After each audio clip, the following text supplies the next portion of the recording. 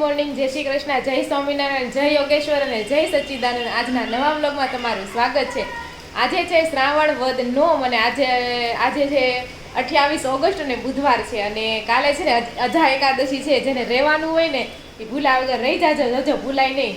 ને કાલે છે 11. અને આ એકાદશી કરવાથી આપણે છે ને કયો યજ્ઞ હતો, અશ્વમેઘ યજ્ઞ કરવીને જેટલું પૂન મળે ને એટલું અજા એકાદશી રહેવાથી આપણે છે ને એટલું પૂન મળે છે. અને જો 5:45 થઈ ગયા છે અને આપણે છે ને આજે ઋષિને પિયારું દેવા જવાનું છે. તો તમે છે ને આ બ્લોગ એન્ડ સુધી જોજો.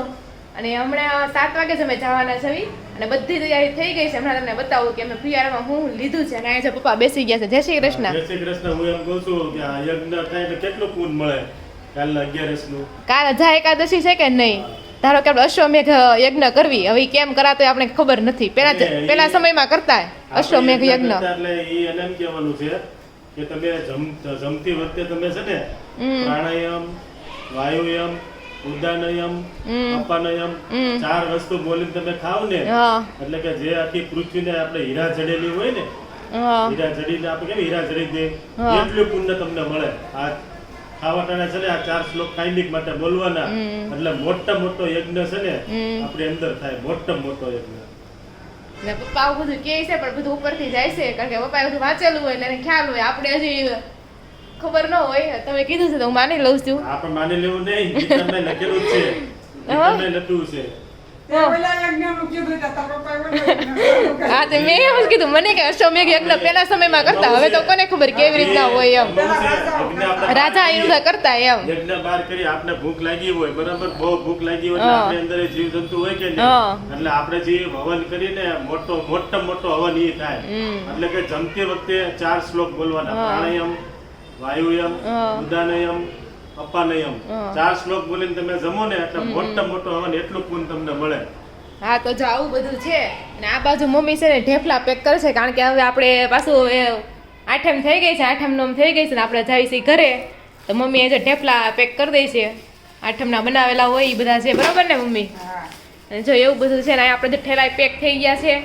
અને આપણે પિયારામાં લઈ જવાની છે ને આ બધી વસ્તુ છે.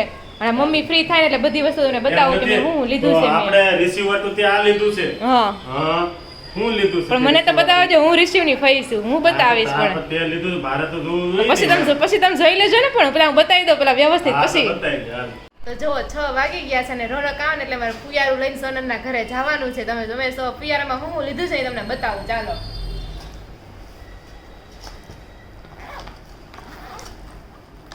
તો જો નાની એવી કાંટા ચમચી છે અને આ બાજુ ચમચી છે ને આ બાજુ કાંટા વાળું છે.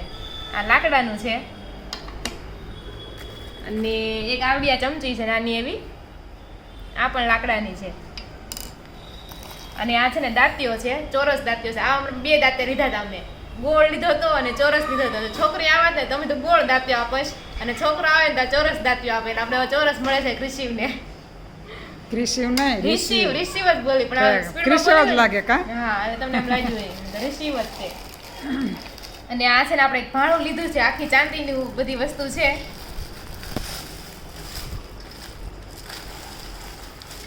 તો જો આ છે ને ચાંદીની થાળી છે. એક મિનિટ. આખી ચાંદીની થાળી છે, બહુ મસ્ત છે, મને બહુ ગમે. નાની એવી કેવી મસ્ત છે, મોટો થાય ને ત્યાં સુધી આમાં જમી શકશે. અને આ ચાંદીની ચમચી, આ ચાંદીનો વાટકો છે અને આ ચાંદીનો ગ્લાસ છે. તો આખું આપણે ભાણું જ લીધું છે, આવડું આ ચાંદીનું છે. અને હજી એક વસ્તુ છે એ તમે જોઈ જ લીધેલી છે એ બતાવું. તો એક પરિવાર બતાવી દઉં છું, ઘણા લોકો ન જોયું હોય તો. એ તો બહુ જ મસ્ત છે. કાનો ઢીંગલો નહીં. અને આ જો કાનુડા માટે બીજો કાનુડો. આ કાનુડો પણ બહુ જ મસ્ત છે. આમાં છે ને મ્યુઝિક વાગે છે, તમને બતાવું. આમાં પાછળ છે ને સિસ્ટમ ગોઠવેલી હોય, એમાં એક કાગળિયું પાછળ આપણે ખેંચી લેવાનું. આ કાગળિયું છે એટલે આમાંથી જો મંત્ર વાગે છે. આમાં મંત્ર વાગ્યા.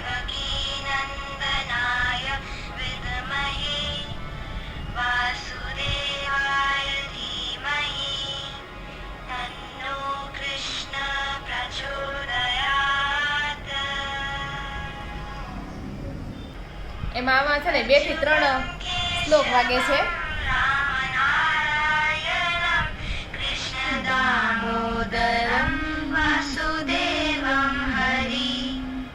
આમાં છે ને 3 શ્લોક વાગે છે. આ સિવાય ત્રીજો શ્લોક છે હરે કૃષ્ણ હરે રામા. તો આપણે એટલી વસ્તુ છે આપણે પિયારામાં લીધી છે. કાનુડો છે, ચાંદીનું ભાણું છે અને લાકડાની 3 વસ્તુ છે. તો આઈ હોપ કે રિશિવને આ બધી વસ્તુ ગમશે. તો જો આપણે એવી આશા રાખવી છે કે આ રિશિવને આ બધી વસ્તુ ગમશે અને વાપરશે એવી આશા રાખીએ છીએ. જો કે વાપરશે જ તે, પણ તોય. તો ચાલો હવે રોનક ઓફિસથી આવે એટલે આપણે પિયારું દેવા જવાનું છે. સોનલના ઘરે જવામાં થોડીક વાર છે, તો વિચાર્યું કે થોડી છે કોમેન્ટ લઈ લેવી. પછી સાંજે કોમેન્ટ નહીં લેવાય, કારણ કે સાંજે પછી અમારા ઘરે જવાનું છે. એટલે એ પહેલાં બની શકે તો વિડીયો અપલોડ કરી દો ને, તો ટાઈમે વિડીયો આવી જાય. તો વૈશાલી પટેલ કહે છે જય શ્રી કૃષ્ણ, જય યોગેશ્વર, જય સ્વામિનારાયણ, જય સચ્ચિદાનંદ, રાધે રાધે રાધિકાદી. પછી ડિમ્પલ શાહ કહે છે રાધે રાધે રાધિકાબેન, આંટી મસ્ત લાગે છે. આવો આંટી કાલ માસી બહુ મસ્ત લાગતા હતા. એને લીલા કલરની સાડી પહેરી, કલર જ બહુ મસ્ત હતો. અને અમે લાડવા લેવા ગયા તો ઘણા લોકોએ વખાણી કે સાડી બહુ મસ્ત છે, નહીં મમ્મી? કલર મસ્ત હતો. પછી ફતેમા લક્ષ્મી ધાર કહે છે કે હેલો રાધિકાબેન. પછી આજ તો નકરા મમ્મીને જ વખાણ આવે છે. ફતેમા લક્ષ્મી ધારે કહે છે કે મમ્મી બહુ સરસ લાગતા જાય એમ. નીલમ રાજપાલ કહે છે રાધિકાબેન તમને સરસ નોલેજ છે રિલિજિયનનું. માસી અને અંકલ સરસ લાગતા હતા ગ્રીન કલરના કપડામાં. હા, કઈ કાલ તો માસી અને માસાએ અચાનક મેચિંગ થઈ ગયું હતું ને સારું લાગતું હતું. હર્ષા ભાભી એમ કોમેન્ટ કરી છે કે નથી ગીતા તું મારે કપડા મેચિંગ કરવા. કે માસી અને માસાનો ફોટો પાડીને કે ગીત મૂકો એમ, એવી કોમેન્ટ કરી. પછી હર્ષા બાબુ કહે છે કે મિસ યુ, હું બધાને યાદ કરતી હતી. વાહ વાહ પૈબા, miss you all of you. તો હર્ષા બાબુ કાલ આવી નતા એક જણ આપણે લાડવામાં, કારણ કે અમદાવાદ રહી છે એમ. અને આમ એ લોકોને 8મ 9મનો ઘણો કાર્યક્રમ હતો ઘરે, એટલે નહોતા આવી ગયા. એટલે બધાને યાદ કરતા હતા અને વિડીયો કોલ કર્યો હતો આપણે લાડવામાં. પછી ફાલ્ગુની કહે છે આંટી સાડીમાં ખૂબ સરસ લાગે છે. હા, આંટીને સારી સાડી મસ્ત લાગે છે. અરુણાબેન મુંગાલા કહે છે જય સ્વામિનારાયણ. પાયલ કથિરિયા કહે છે જય સ્વામિનારાયણ. કોઈ યુઝરે કોમેન્ટ કરી છે જય શ્રી કૃષ્ણ. વીએમ રાવલ કહે છે કે હાય રાધિકાબેન, ડ્રેસ સરસ લાગતો હતો. ફતેમા લક્ષ્મીધાર કહે છે કે હેલો રાધિકાબેન. તો જો અત્યારે છે ને એટલી જ કોમેન્ટ છે. હમણાં છે ને થોડી કોમેન્ટ ઓછી આવવા મળી છે. તમે કોમેન્ટ કરો, તમારે કેવો કન્ટેન્ટ જોવો છે, અમુક સજેશન આપો ને બધું છે. અને જો અત્યારે કોમેન્ટ આપણે લઈ લીધી. સાંજનું જમીએ, સાંજનું આપણે બનાવી નાખીએ અને જોઈએ કે આપણે જમવામાં શું બનાવીએ છીએ અને એવું બધું છે. અને હવે સોનલના ઘરે જશું તો ન્યાય તમને બતાવશું. તો જો 6:45 થઈ ગયા છે ને રોનક લેવા માટે આવી ગયા છે અને ફુવારું દેવા પણ જવાનું છે. ફુવાને તો આવવું જ પડે, કેમ ફુવા? બરોબર ને? અને પપ્પા બેસી ગયા છે.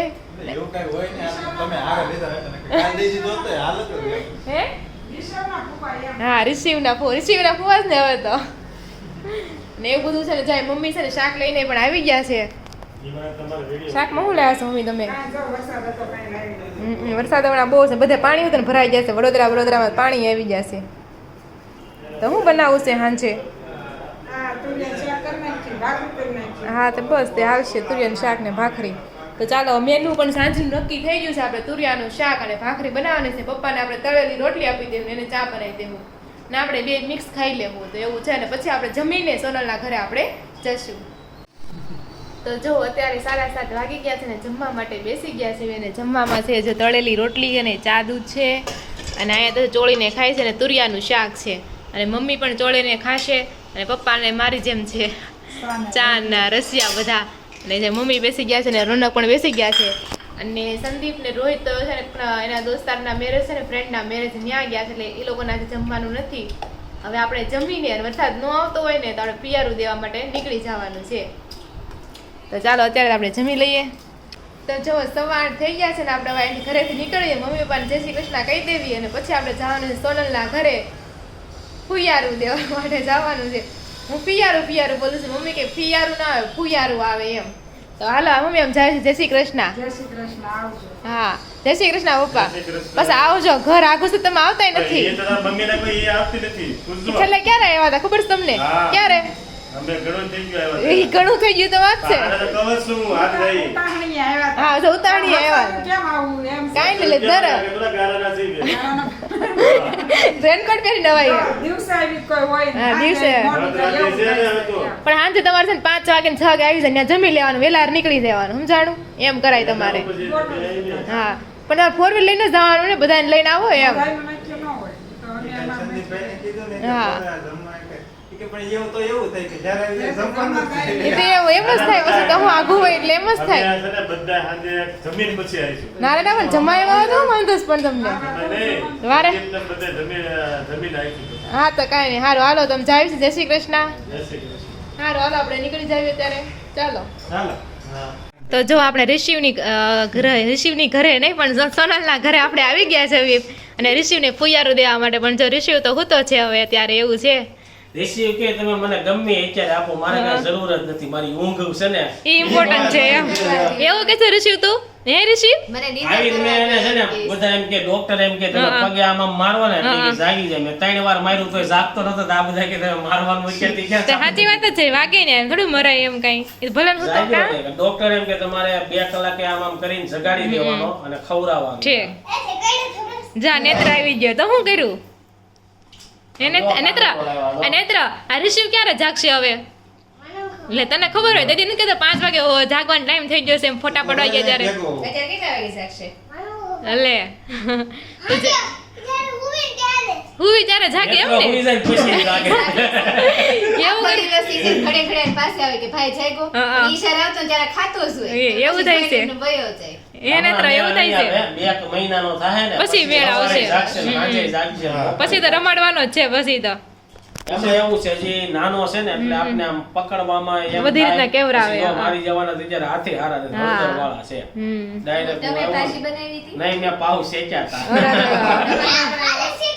એમને ચલો લાગે છે પાવ શકતા આવડતું હશે એમ કોને ખબર આવા કામ કરવા માંડ્યા છે એવું લાગે છે હવે છોકરો નાનો છો પછી એવું બધા એમ કે જો નેત્ર કઈક કહે છે હું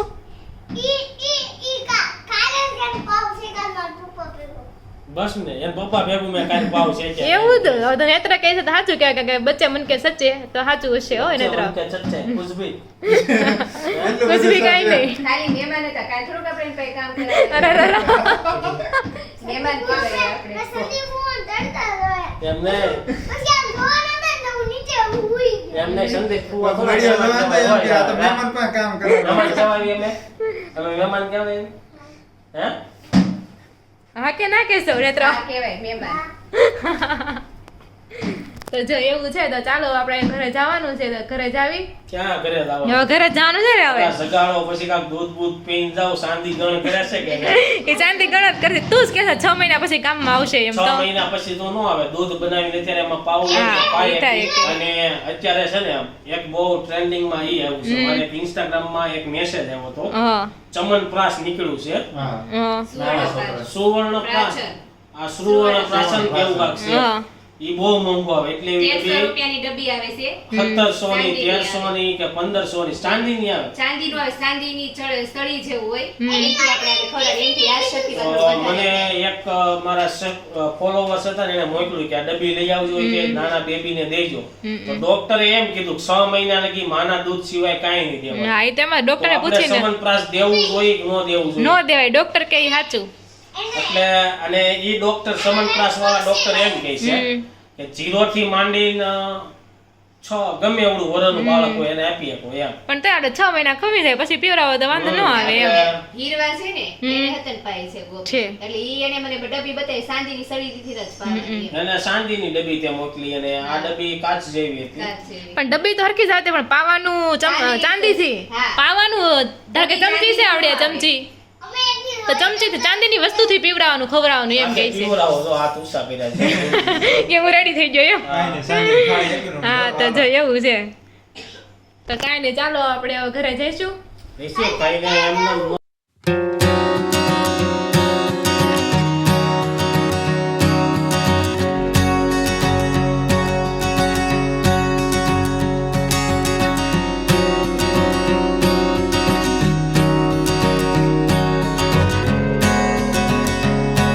સાંજના 10 વાગી ગયા છે ને અમે છે ને ઘરે આવી ગયા છે ને આ વિડીયો છે ને આપણે અહીંયા જ એન્ડ કરીશું ફરી મળશું કાલે નવા વ્લોગ સાથે જો તમને અમારો વ્લોગ ગમતો હોય ને તો લાઈક શેર અને સબસ્ક્રાઇબ જરૂરથી કરી દેજો અને અમને સપોર્ટ કરવા માટે તમારો ખૂબ ખૂબ આભાર રાધે રાધે અને જય શ્રી કૃષ્ણ